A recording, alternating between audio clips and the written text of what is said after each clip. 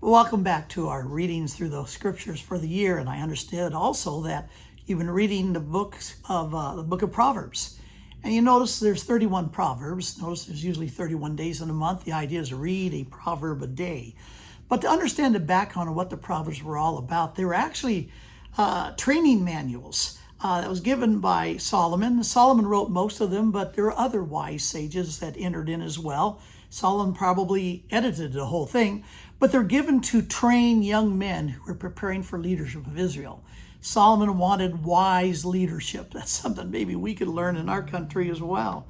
You understand, God spoke to us in three different ways. Spoke to us through prophets, and prophets basically spoke the words of God as those words were given to them. Then you had the priests, and the priests spoke the truth as that truth was relayed to them, either in ritual or in words.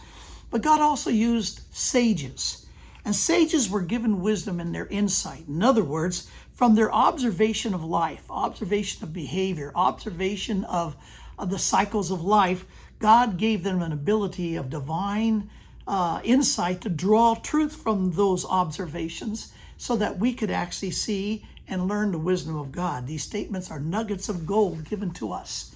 And so don't rush through them. Matter of fact, you can just read a few at a time and find out how indeed wisdom is all about making the connections between decisions and consequences. We got a whole part of our brain dedicated to that called a frontal lobe. I have been told by a neuroscientist that the frontal lobe of the brain is not fully developed till you're 25 years of age. And that's the part of our brain that makes connections. And that's all that wisdom is connecting the dots. Knowing that if I have this attitude, this will be the consequence. If I have this behavior, this is what's going to have the results. And so these are all locked into these nuggets of gold of Proverbs. Enjoy your reading and grow in your wisdom.